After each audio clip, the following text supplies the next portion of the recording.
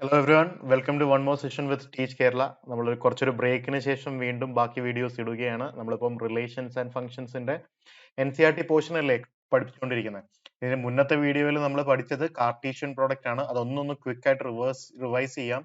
ഇപ്പൊ set എക്കകത്ത് elements A എന്നും B എന്നും ഉണ്ടെങ്കിൽ സെറ്റ് ബിക്കകത്ത് എലമെന്റ് 1 എന്നും 2 എന്നും ഉണ്ടെങ്കിൽ A cross B എന്തെന്ന് എഴുതും set of all elements A comma B such that first element should come from the first set A, second element should come from the second set B അല്ലെ. എന്നിട്ട് ഇതിൻ്റെ അകത്ത് നമ്മൾ A ഏതൊക്കെയായിട്ട് കമ്പയർ ചെയ്യാം, എയും വണ്ണുമായിട്ട് combine ചെയ്യാം, എയും ടൂ ആയിട്ട് കമ്പൈൻ ചെയ്യാം, അതോടൊപ്പം തന്നെ ബിയെ വണ്ണുമായിട്ടും ബിയെ ടൂവുമായിട്ട് കമ്പൈൻ ചെയ്യാം. ഇതാണല്ലോ നമുക്ക് ഉണ്ടാവുന്ന എ ക്രോസ് ബി. ഇതാണ് കാർട്ടീഷ്യൻ പ്രൊഡക്റ്റ്. നമുക്കിപ്പോൾ റിലേഷൻ എന്ന് പറയുന്നത് എന്താണ്? Relation R from a non empty set A to set B is a subset. അതായത് ഈ എ ക്രോസ് ബിയും ഒരു സെറ്റ് ആണല്ലോ, ഓർഡേർഡ് പെയർസ് ഉണ്ടാവുന്ന ഒരു സെറ്റ് ആണ് എ ക്രോസ് ബി.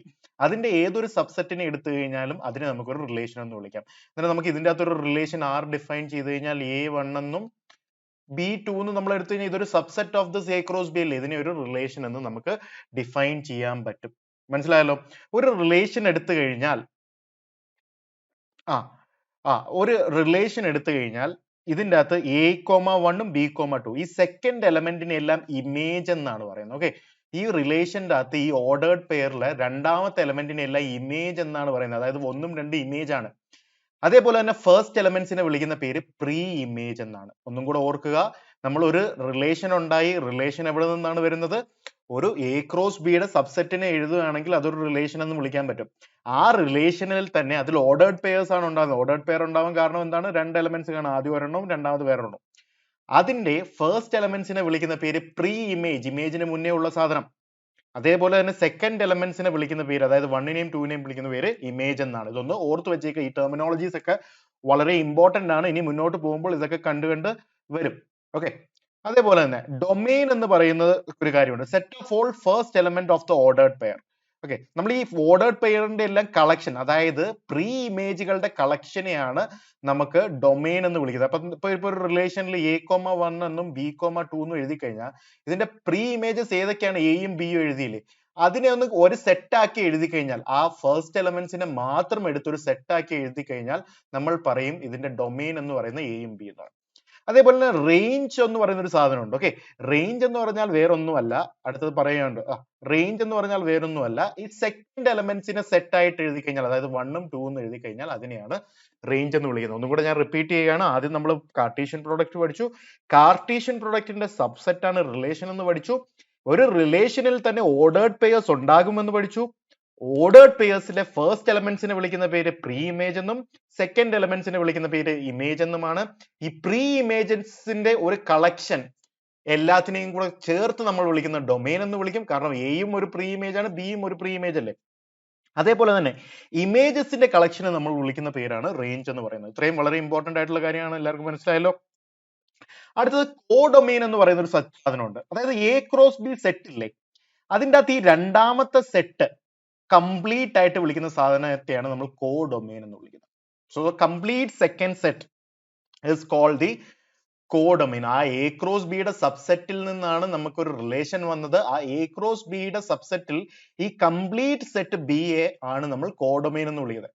ആദ്യമായിട്ട് കേൾക്കുമ്പോൾ കുറച്ച് കൺഫ്യൂസിംഗ് ആയിട്ട് തോന്നും. കുറച്ച് ചോദ്യം ചെയ്യുമ്പോൾ വളരെ സിമ്പിൾ ആയിട്ട് നിങ്ങൾ ഇതെല്ലാം മനസ്സിലാക്കിയെടുക്കും. Okay, so the complete set B is called codomain. So ഇവിടുത്തെ കേസിൽ ഈ സെറ്റ് ബി 1,2 എന്ന് പറയുന്നത് തന്നെയാണ് നമ്മുടെ കോഡൊമെയിൻ എന്ന് പറയുന്നത്. ഇത്രയും കാര്യങ്ങൾ മനസ്സിലായല്ലോ? സോ നമ്മളിപ്പോ എന്തൊക്കെ പഠിച്ചു? ഡൊമെയിൻ പഠിച്ചു, റേഞ്ച് പഠിച്ചു, കോഡൊമെയിൻ പഠിച്ചു, ഇമേജ് പഠിച്ചു, പ്രീ ഇമേജ് പഠിച്ചു അല്ലെ. ഓർക്കുക, എപ്പോഴും റേഞ്ച് എന്ന് പറയുന്നത് കോഡൊമെയിന്റെ ഒരു സബ്സെറ്റ് ആയിട്ട് വരും. ഓക്കെ, നമുക്കിനി റിലേഷനെ നമുക്ക് ഇപ്പൊ നമുക്കൊരു സെറ്റ് എ 1 2 3 എന്ന് എഴുതിയിട്ടുണ്ട്.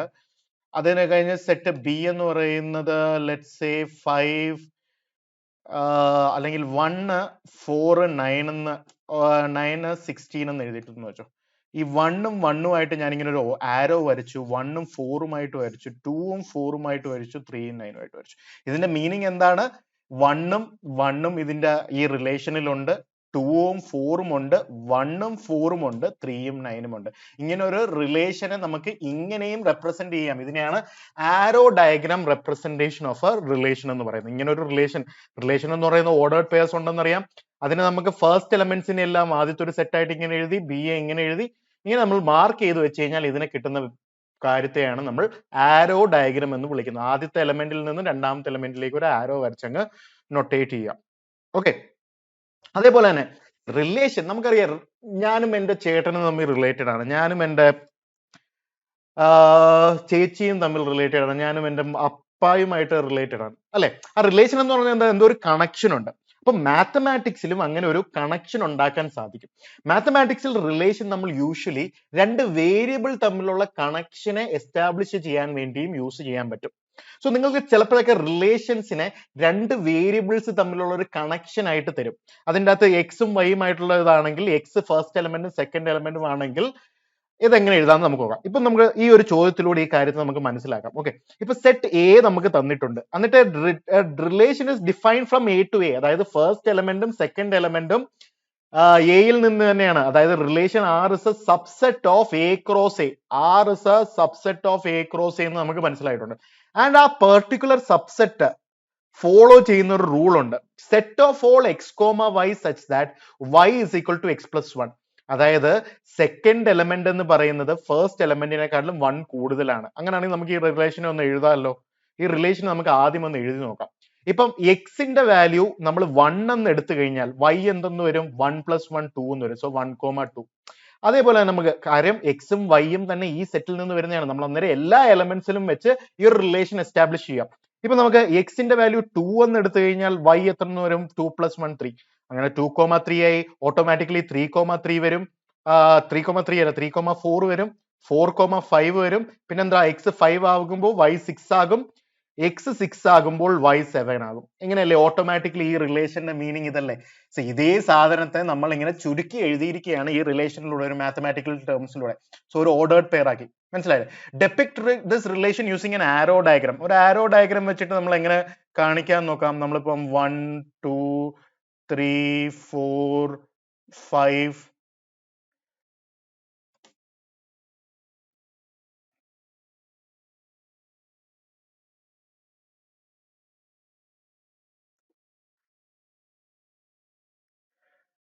6 എന്ന് എഴുതി. Okay, so R is a relation from A to A, അതായത് എക്സും വൈയും ഇതിൽ നിന്ന് വരണം. അന്നേരം ഈ 6,7 പറ്റില്ല. കാരണം എന്താ, വൈയുടെ വാല്യൂ നമുക്ക് വൈയുടെ വാല്യൂയും എക്സിന്റെ വാല്യൂ ഇവിടെ നിന്ന് മാത്രമേ എടുക്കാൻ പറ്റൂ. So X is equal to 6 is not possible. ഇതിനെ നമുക്ക് അങ്ങ് കളഞ്ഞേക്കണം. ഓക്കെ ഓക്കെ 1 2 3 4 5 6 എന്ന് നമ്മൾ 1 എന്തുമായിട്ട് റിലേറ്റഡ്, 2 ആയിട്ട്, 2 ഏതുമായിട്ടാ 3, 3 ഏതുമായിട്ടാ 4, 4 ഏതുമായിട്ടാ 5, 5 ഏതുമായിട്ടാ 6. 6നെ നമുക്ക് കണക്ട് ചെയ്യാനായിട്ട് എന്തെങ്കിലും ഉണ്ടോ? ഒന്നുമില്ല. ഈ റിലേഷനിൽ ഇത്രയും എലമെന്റ്സ് വരുന്നുള്ളൂ. കാരണം എന്താ, നമ്മൾ ഈ 6നെ അവോയ്ഡ് ചെയ്ത് എന്താ, കാരണം നമുക്കറിയാം ഫസ്റ്റ് എലമെന്റും സെക്കൻഡ് എലമെന്റും ഈ സെറ്റിൽ നിന്ന് തന്നെ വരണം. ഈ 7 എന്ന് പറയുന്ന ഈ സെറ്റിൽ വരുന്നില്ല. കാര്യം പിടികിട്ടിയല്ലോ. സോ ഈ റിലേഷൻ ഇവിടെ വരെ വരുന്നുള്ളൂ. Okay, so it is 1,2, 2,3, 3,4, 4,5 and 5,6. ഇതാണ് ആരോ ഡയഗ്രാം. Write the domain. ഇതിന്റെ ഡൊമെയിൻ എന്താണ്? ഡൊമെയിൻ എന്ന് പറയുന്നത് കളക്ഷൻ ഓഫ് ഫസ്റ്റ് എലമെന്റ്സ്, അതായത് 1 2 3 4 5 വരെ വരത്തുള്ളൂ. അടുത്തത് എന്താണ്? കോഡൊമെയിൻ എന്താണ്? കോഡൊമെയിൻ എന്ന് പറയുന്നത് ഒറിജിനൽ സെക്കൻഡ് സെറ്റ്, അതായത് എ എന്ന് തന്നെയാണ്, സെറ്റ് എ എന്ന് തന്നെയാണ് വരുന്നത്. റേഞ്ച് എന്താണ് ഇതിന്റെ അകത്ത് വരുന്നത്? കളക്ഷൻ ഓഫ് സെക്കൻഡ് എലമെന്റ്സ്, അതായത് 2 3 4 5 6 വരെ വരും അല്ലെ. ഇതല്ലേ ഇതിന്റെ റേഞ്ച് എന്ന് പറയുന്നത്. 2 3 4 5 6 ആണ് ഇതിന്റെ റേഞ്ച് എന്ന് പറയുന്നത്. കാര്യം പിടികിട്ടിയല്ലോ. എല്ലാവർക്കും ഇവിടെ ഒരു കൺഫ്യൂഷൻ വന്നത് എന്തുകൊണ്ട് ഞാൻ ഈ 7 എടുത്തില്ല, കാരണം ഫസ്റ്റ് എലമെന്റും സെക്കൻഡ് എലമെന്റും ഈ സെറ്റ് എയിൽ നിന്ന് തന്നെ വരണം. 7 ഇതിൽ പെടുന്നില്ല, അതുകൊണ്ട് ഇതിനെ നമുക്ക് ഉൾപ്പെടുത്താൻ പറ്റില്ല ഈ റിലേഷൻ സാറ്റിസ്ഫൈ ചെയ്യുന്നുണ്ടെങ്കിൽ പോലും. കാര്യം പിടികിട്ടിയല്ലോ. ഓക്കെ, കൂടുതൽ ചോദ്യം ചെയ്യുമ്പോൾ നിങ്ങൾ കൂടുതലായിട്ട് മനസ്സിലാക്കും. Okay, the figure 2.6 shows a relation between set P and Q. In this relation, write this relation in a set builder form. ഇതെന്താ, 9 3യുമായിട്ട് കണക്ട് ചെയ്തിട്ടുണ്ട്, 9 -3യുമായിട്ട് കണക്ട് ചെയ്തിട്ടുണ്ട്. സോ നമുക്ക് എങ്ങനെ എഴുതാൻ പറ്റും? അതേപോലെ 4നെ +2ഉം -2ഉമായിട്ട്, 5നെ 25നെ 5ഉം -5 ആയിട്ട്. ഈ -5ന്റെയും 5ന്റെയും സ്ക്വയർ അല്ലേ 25, -2ന്റെയും 2ന്റെയും സ്ക്വയർ ആണ് 4, -3ന്റെയും 3ന്റെയും സ്ക്വയർ ആണ് 9. സോ നമുക്ക് എഴുതാൻ പറ്റും set of all ordered pair x, y such that എന്താ പറയുന്നേ, x² sorry y square is equal to X. ഇതിനെ സ്ക്വയർ ചെയ്ത് കഴിഞ്ഞാൽ നമ്മൾ എക്സ് കിട്ടുന്ന രീതിയിലാണ് എഴുതിയിരിക്കുന്നത്. Set of all ordered pair X comma Y such that y square is equal to X and y should belong to set Q and x should belong to what? X should belong to set P. x P യിൽ നിന്ന് വരണം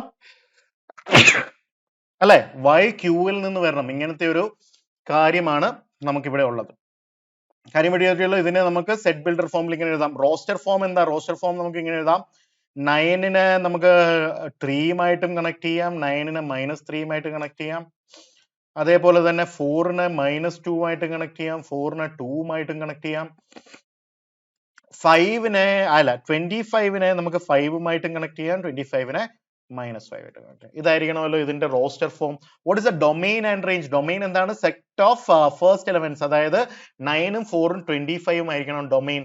range എന്തൊക്കെയാണ് ഇതിന്റെ അകത്ത്? Range നമുക്ക് വരുന്നത് collection of second elements, അതായത് -3, -2, 2, 3, 5, -5 ഇതായിരിക്കണം നമ്മുടെ റേഞ്ച്. ഇതൊരു സെറ്റാണ്. റേഞ്ചും സെറ്റാണ്, ഡൊമെയിനും സെറ്റാണ്, കോഡൊമെയിനും സെറ്റാണ്, എല്ലാം സെറ്റാണ്. ഓക്കെ, അടുത്തത് total number of relations that can be designed from a set A to B.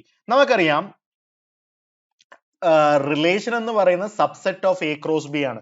How many subsets are possible for a set with number of elements A? 2 raise to number of elements of A അല്ലേ?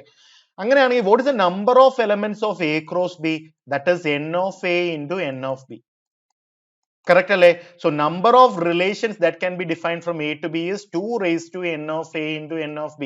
അതായത് if number of elements of a p ആണെങ്കിൽ ഇത് വരും 2 raised to p into number of elements of b q ആണെങ്കിൽ 2 raised to p into q എന്ന് വരും. ഇത് just subset, number of സബ്സെറ്റിനെ കുറിച്ചൊക്കെ നമ്മൾ സെറ്റ്സിൽ പഠിച്ചല്ലോ, അതിന്റെ ജസ്റ്റ് ഒരു ആപ്ലിക്കേഷൻ മാത്രമേ ഉള്ളൂ, വേറെ കാര്യമായിട്ടൊന്നും തന്നെ ഇതില്ല. So this is 2 raised to p into q.